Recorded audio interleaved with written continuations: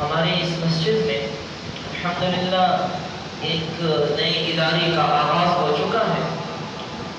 اور کئی سارے بچے یہاں پہ داخلہ لے چکے ہیں، تو یہ محلے والوں کے سامنے ایک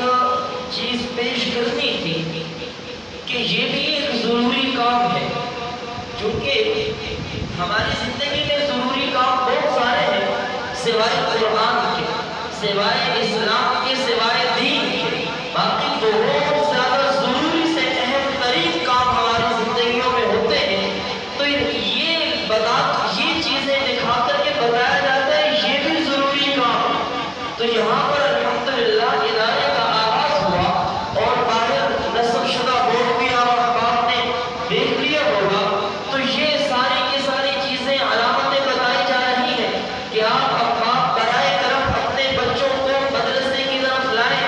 اللہ کے نبی علیہ السلام نے ارشاد فرمایا من قرأ القرآن وعمل بما فیہ، جس نے قرآن کریم پڑھا اس پہ عمل کیا، جس نے قرآن کریم حفظ کیا اس پہ پھر عمل کیا، فرمایا وَلْبِسَ وَالِدَاهُ تَاجًا يَوْمَ الْقِيَامَةِ، فرمایا اس کے والدین کو قیامت کے دن ایسا تاج پہنایا جائے گا ضَوْءُهُ أَحْسَنُ مِنْ ضَوْءِ الشَّمْسِ، فرمایا اس کی روشنی سورج کی روشنی سے زیادہ ہوگی، فرمایا فَمَا ظَنُّكُم بِالَّذِي عَمِلَ بِهَٰذَا، پھر اس حافظ قرآن کے بارے میں تمہارا کیا خیال ہے کہ اس کا کیا اجر ہوگا؟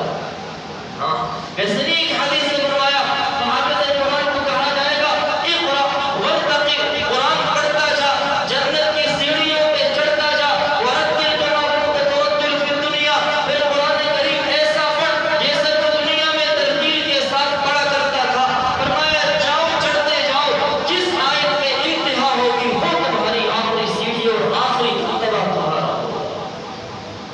ایک آخری حدیث سنا کے بعد ختم کرتا ہوں۔ اللہ کے نبی علیہ السلام نے ارشاد فرمایا من قرأ القرآن فاستظهره، جس نے قرآن کریم پڑھا، اس کو حفظ کیا، پھر اس کو پختہ کیا، فأحل حلالہ وحرم حرامہ، اس کے حلال کو حلال جانا، اس کے حرام کو حرام جانا۔ اللہ کے نبی علیہ السلام کا ارشاد مبارک ہے، سنیے،